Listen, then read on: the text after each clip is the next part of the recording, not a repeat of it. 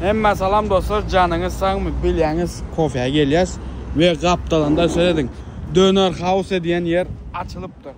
Beyde bilyaniz mi? Bilmeyenler için ayttan. Bilyenler bilyendir beyde. Ön başlı zat vardı. Şutayda Döner House açılıptır. Söyledim. Beyde dekabrın 1'inden dekabrın 10'una çelli şunyalı zat gideceğin eken ağamızda bir hamburger alana ikinci muğd eken. Ağam 1'inden 10'una çelli ha. İkisini alana mı? İkisini alana. İkisini alana bir muğd. Üçüncü muğd oluyor, doğru mu? İkisini alsanız üçüncü muğd eken. Geliveriyorsunuz dostlar. Hamburger. İşte aydın açık kofenin yanında ne? Kofe time'ın yanında bedevin kaptanında dostlar. Geliveriyorsunuz. İkisini alana üçüncü muğd. Gelin, polunu, kutorun bunu. Size karışacak hamburger.